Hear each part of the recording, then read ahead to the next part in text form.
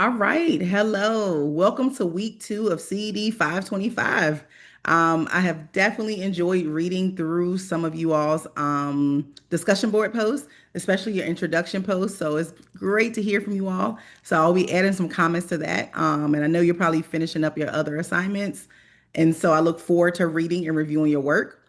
So for week two, we're going to explore two key topics in the world of addiction counseling or addiction treatment. First, we're going to dive into behavioral or process addictions like compulsive exercise, gaming, internet use, and love or sex addiction. Then we're going to turn to two different treatment philosophies, harm reduction and abstinence. So we're going to talk about what they mean, how they differ, and the ongoing conversation between them. So if we talk about behavioral addictions, when most people think about addiction, they usually picture substances, alcohol, nicotine, opioids. But addiction doesn't just involve chemicals, right? So there's a whole category known as behavioral addictions or process addictions. You'll hear people say both. They sometimes use the words interchangeably. So you might see some articles or readings that say behavioral addictions or some that say process addictions. And when we talk about behavioral process addictions, the focus is not just on what we ingest, but it's on what we actually do.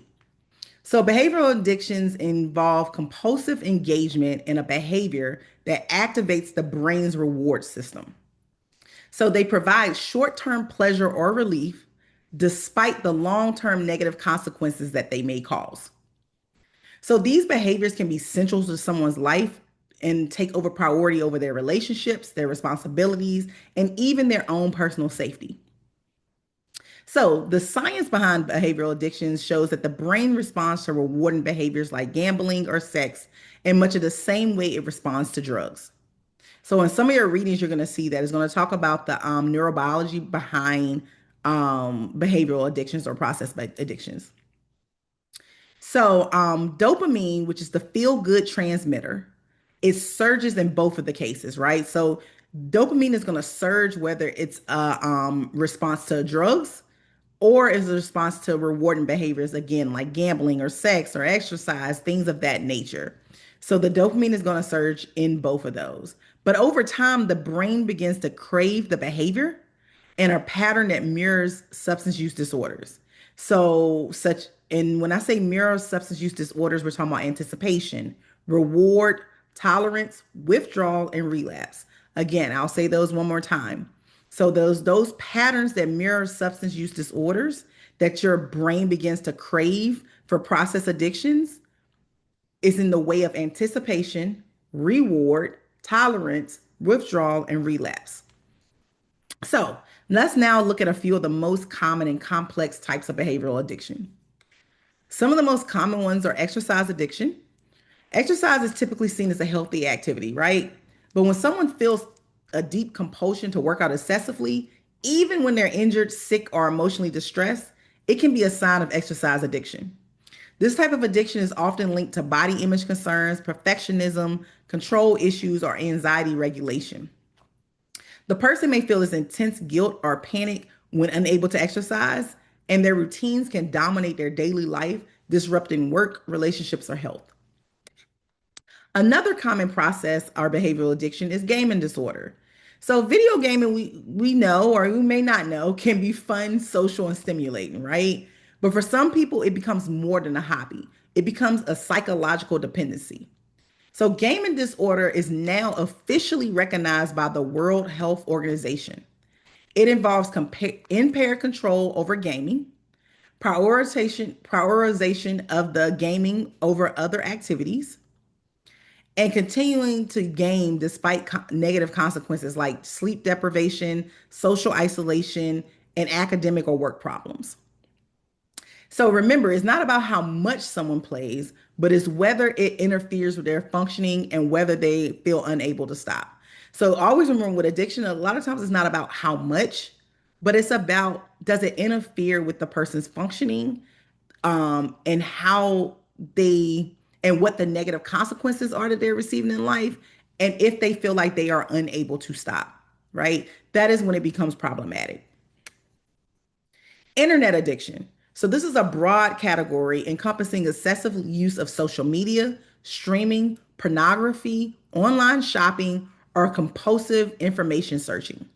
You will also see some of those individual categories as addictions too, right? So you may see pornography as its own behavioral addiction. Some people will write about that. You'll see social media as its own addiction, online shopping, all of that can be its own process addiction. So a lot of times we categorize those under internet addictions, but they also can be written about and you can see them in their own outside of the broader category.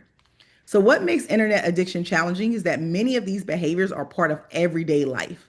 But when internet use starts to interfere with basic functioning, this is when someone neglects their sleep, their real life relationships, or personal care. And it can be considered an addiction. Often people use the internet as a way to numb out, escape stress, or cope with emotional pain. And like other addictions, this coping strategy becomes a trap, right? Because in reality, it's not really dealing with it. It's just once you stop that internet addiction, it comes back, right? So this is why treatment is important to help individuals work through whatever is the root cause or at the root of their emotional pain. So then we can talk about love and sex addiction. So this is one of the most misunderstood behavioral addictions. It involves compulsive patterns of seeking emotional connection, romance, or sexual gratification, even when those patterns result in shame, regret, broken relationships, or health risks. Someone might repeatedly pursue toxic or dangerous relationships, or use sex to soothe difficult emotions, or experience withdrawal like symptoms when a relationship ends. This cycle often includes obsession, acting out, guilt, and temporary relief only to repeat again. So this addiction is about more than just sex. It's about using emotional connection or intimacy as a coping mechanism, and it's often rooted in early attachment wounds, trauma, or neglect.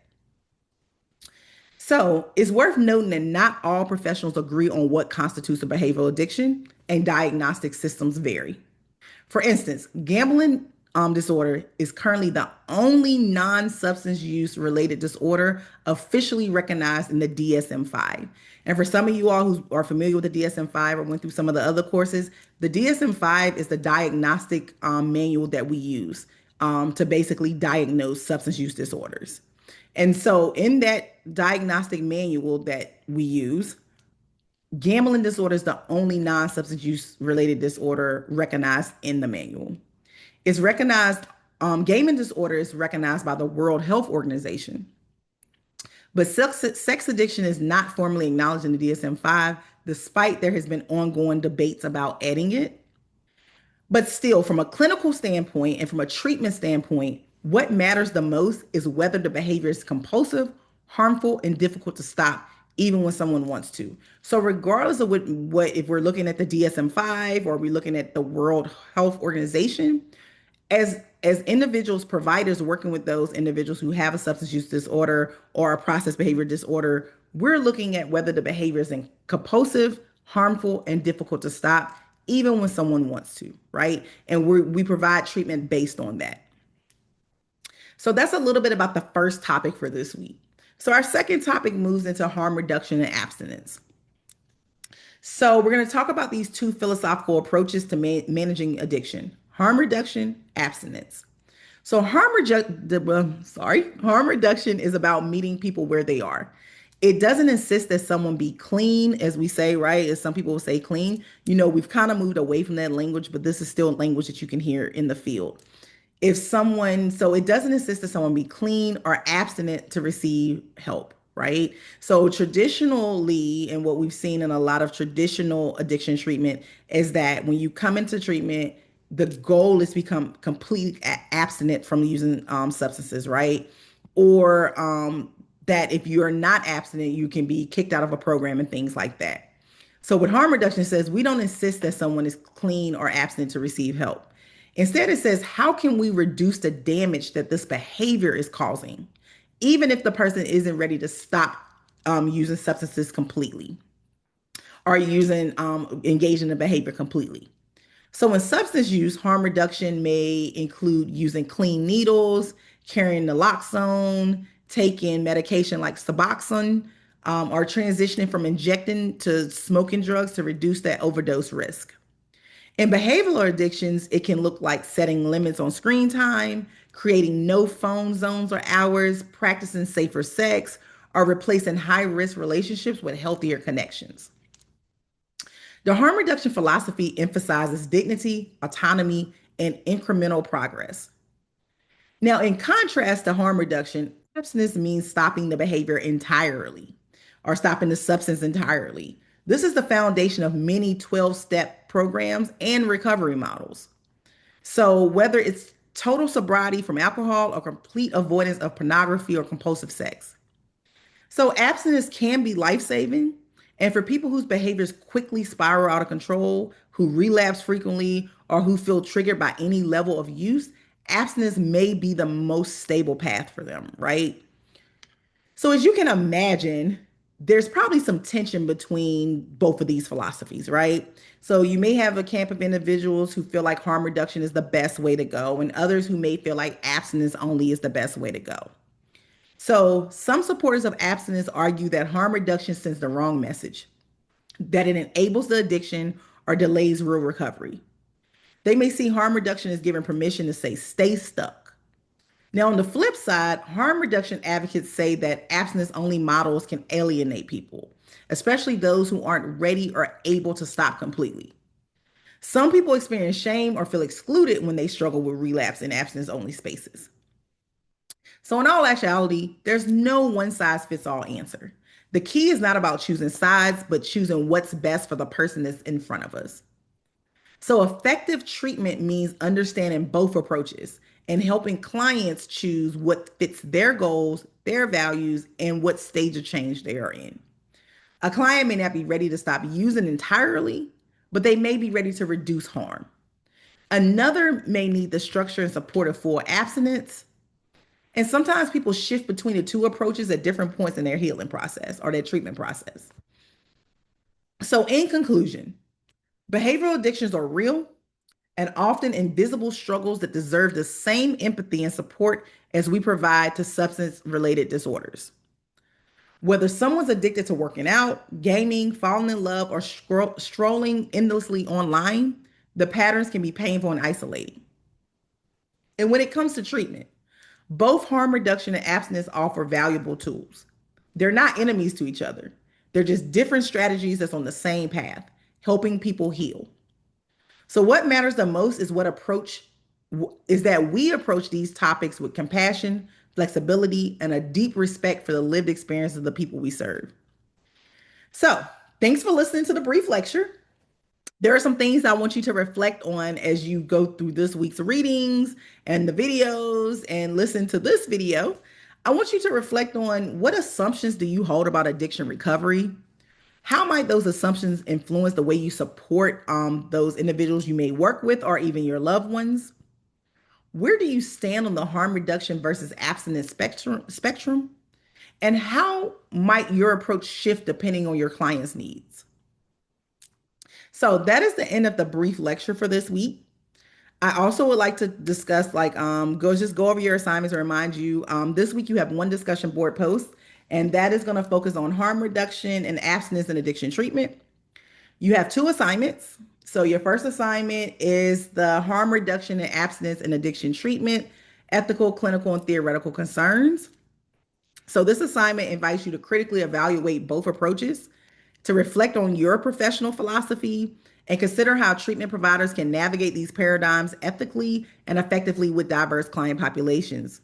As I mentioned in last week's video, if there are some things ethically that you don't completely understand, if you haven't taken some of the other courses that can help influence maybe some of your responses, it is perfectly fine to state that, to say, I'm not really sure, but you can also kind of do a hypothetical, like, what do you think? Without knowing that, like, what do you think, right? So the learning objectives for this assignment is compare the principles and goals of harm reduction and abstinence-based models, apply the ethical reasoning to real-world clinical dilemmas involving substance use, analyze the appropriateness of different treatment approaches based on the client's needs and context, and reflect on your personal beliefs and how they intersect with professional practice. So in this, you're gonna define harm reduction and abstinence-based treatment using your readings and some things you may have learned from this video. You're going to compare the two philosophies, the goals and methods of each, which we've kind of talked about, but you'll get some more for your readings. You're going to discuss the context in which you think which model may be most appropriate, such as client readiness, culture, or legal settings.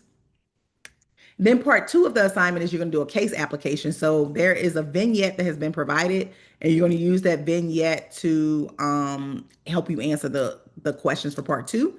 And lastly, you're going to reflect about how some harm reduction strategies may work with this particular client in the vignette. How would you design an abstinence-based plan, right, based on what you know? And what are some ethical concerns that can arise if you think about autonomy, justice, culture, humility? And then it's still some more professional reflection questions. So the paper's for 4 to 6 pages, and you'll see there's breakdowns of the page limits here. Yeah. So that's that assignment, and it is worth 20 points. The second assignment you have for this week, did I skip over it already? Yes, is the visualizing behavioral addiction. So this is an educational infographic. So this is very exciting. In this assignment, you're going to research a particular behavior or process addiction, and you're going to create an infographic or a visual educational aid that can be used to inform clients, peers, or the public. The goal is to communicate key information about the addiction, including its characteristics, underlying neurobiology, and treatment options. So the learning objectives for this assignment is to demonstrate understanding of a selected behavioral process addiction, explain the basic neurobiological processes involved in behavioral addiction, identify and communicate evidence-based treatment strategies, and develop a clear, accurate, engaging visual that could support psychoeducation or public awareness. So step one, you're going to choose a behavior or process addiction. I have some listed there with the assignment, but if you research and find a different process of behavior addiction, feel free to use that. Step two, you're going to research and design your infographic or visual. So you're going to do so your infographic should include an overview of the addiction, the neurobiology of the addiction. So basically talking about the brain systems and neurotransmitters, the impact on on functioning for that person, emotional function, social, financial, relational. You're going to discuss evidence-based treatments that the literature may say can be used, including harm reduction versus abstinence considerations, medications, or different treatment techniques. And then you're going to talk about additional resources or support. So community organizations, self-help groups, or national programs. So they can be local to your area, they can be statewide, they can be national programs. And then you're going to submit this infographic in either a PDF, a PNG, a JPEG, or a PowerPoint slide. So it can be like a flyer infographic, or it can be like a PowerPoint slide where you have different slides that kind of touches on each one. Either one works. And include a separate reference page, and your references should be in APA 7 edition style with at least 3 to 5 scholarly sources. So that is the overview of your assignments for the week. Let me add this. There's also an example template if you want to that's listed there that can help guide you a little bit. So if you want to, you can look at that as well. But again, that is the ending of my video for the week. I hope this was really helpful with some of the brief lecture information and also going over the assignment. If you have any questions, feel free to reach out to me, and I look forward to seeing your work, and I hope you all have a great rest of your week. Thank you.